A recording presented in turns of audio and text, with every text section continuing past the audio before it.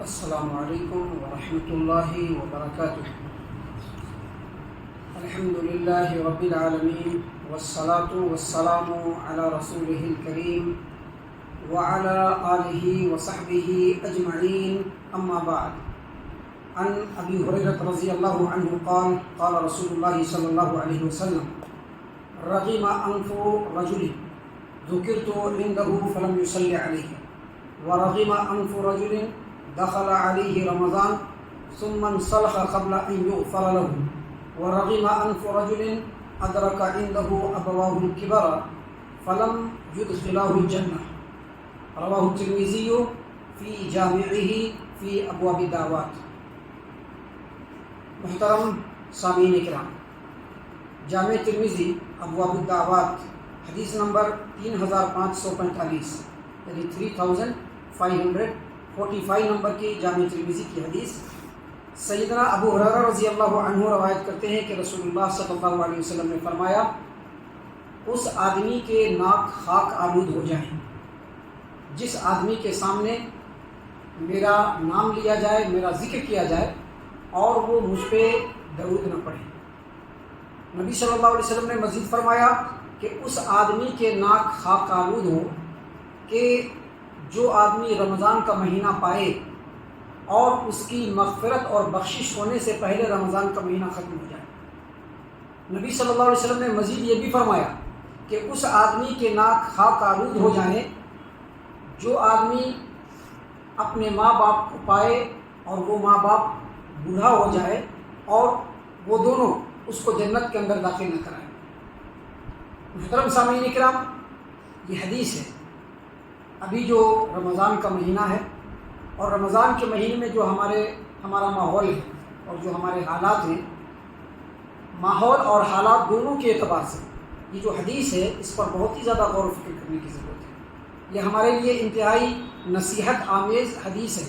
اس حدیث کے اندر اللہ کے رسول صلی اللہ علیہ وسلم نے تین طرح کے لوگوں کے اوپر بد دعا کرتے ہوئے اللہ کے رسول صلی اللہ علیہ وسلم نے فرمایا کہ اس آدمی کے ناک خاک آلود ہو جائے۔ یہ جو نبی صلی اللہ علیہ وسلم نے بد دعا فرمایا کہ اس آدمی کے ناک خاک آلود ہو جائیں، اس کا مطلب یہ ہے کہ وہ آدمی ذلیل و رسوا ہو جائے، اور اس سے ہوشیار رہنا چاہیے آدمی کو، کیونکہ نبی صلی اللہ علیہ وسلم کی بد دعا ہے،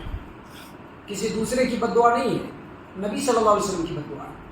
محترم سامعین کرام، آپ صلی اللہ علیہ وسلم نے اس حدیث مبارک کے اندر تین آدمی کے بارے میں بد دعا کرتے ہوئے کہا نبی صلی اللہ علیہ وسلم نے کہ اس آدمی کے ناک خاک آلود ہو جائیں، یعنی وہ آدمی ذلیل و رسوا ہو جائے جس آدمی کے سامنے میرا نام لیا جائے اور وہ میرے اوپر درود نہ پڑھے۔ دیکھیے، یہ پہلا آدمی ہے جس کے بارے میں نبی صلی اللہ علیہ وسلم نے بد دعا فرمایا کہ یہ آدمی جو ہے، یہ تو ایک مسلمان ہے، اللہ تبارک و تعالیٰ پر ایمان رکھتا ہے، اللہ کے رسول صلی اللہ علیہ وسلم سے بہت زیادہ محبت ہے، اس بات کا دعویٰ کرتا ہے، اور اللہ تبارک و تعالیٰ نے یہ حکم دیا ہے کہ جب نبی صلی اللہ علیہ وسلم کا نام لیا جائے تو اس وقت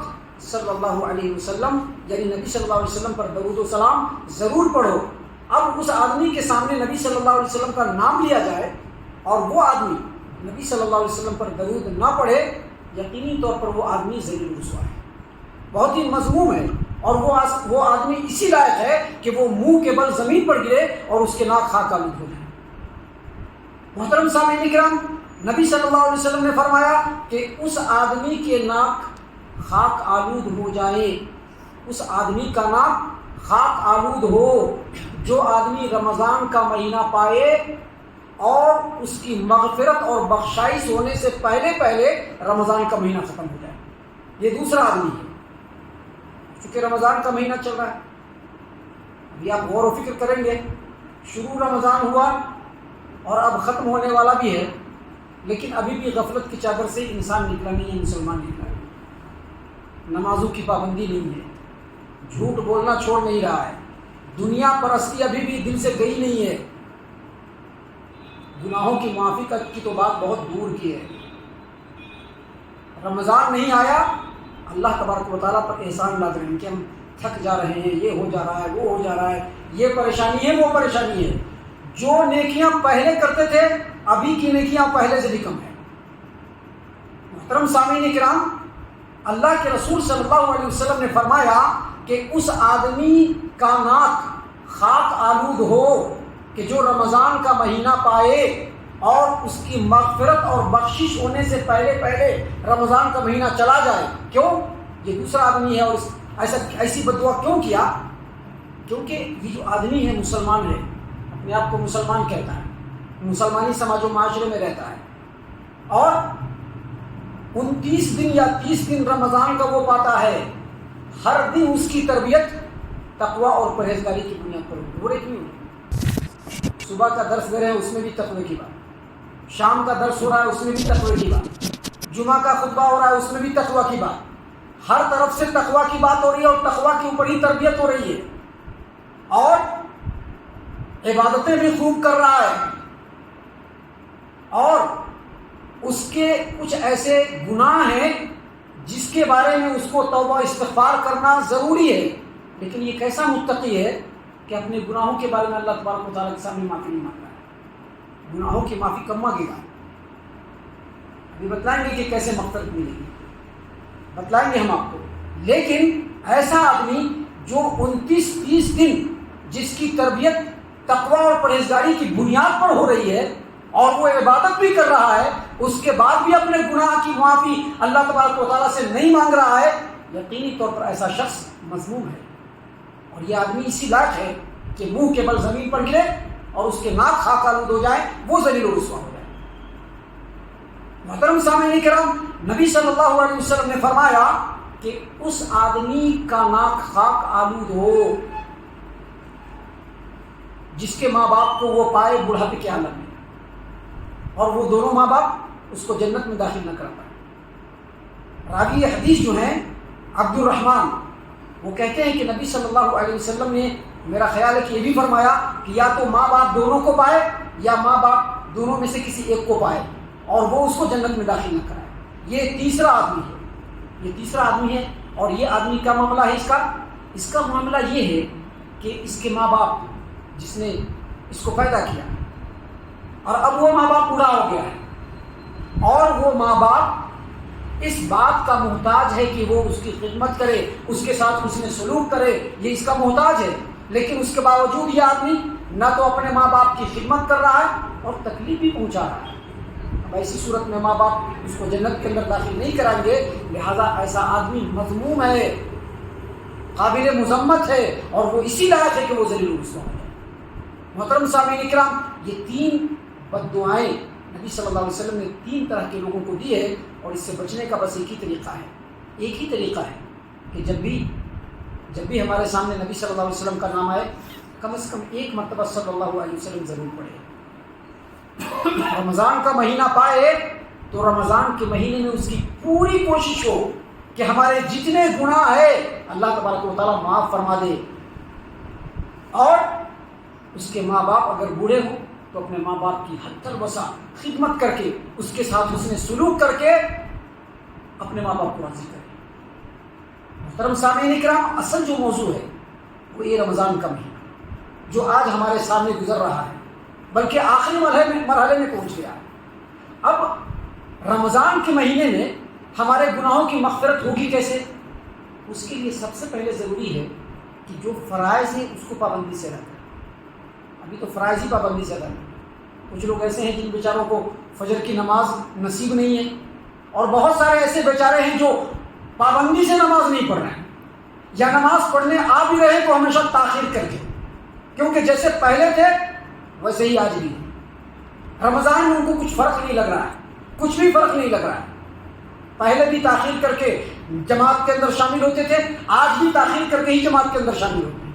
بڑی مشکل سے آ کر کے فرض کو نہیں بلکہ ایک بوجھ کو ادا کر کے چلے جاتے ہیں. تو اگر گناہوں کی بخشش چاہیے تو جو فرائض ہیں ان کو پابندی سے ادا کیا جائے. حرام کاموں سے اور گناہ والے کاموں سے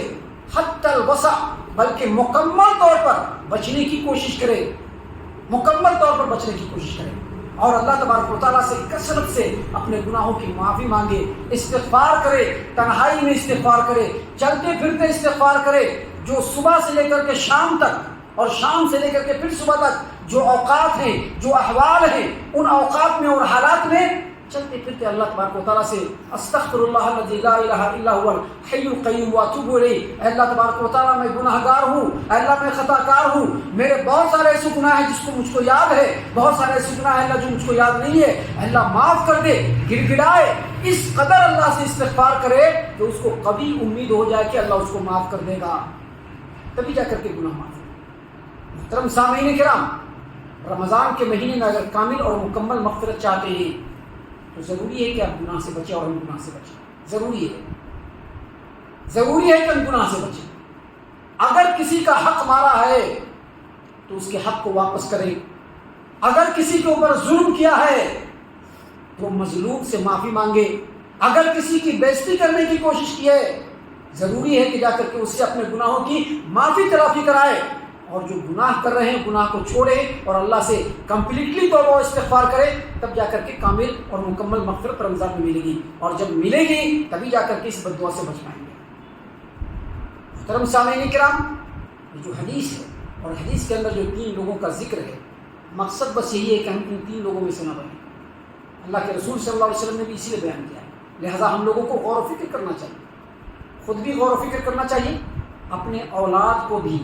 اور اپنے اہل و عیال کو بھی بچانا چاہیے اس چیز کو، تاکہ جس طرح سے ہم بچیں ویسے ہی وہ بھی ذلیل و رسوا ہونے سے بچ جائیں۔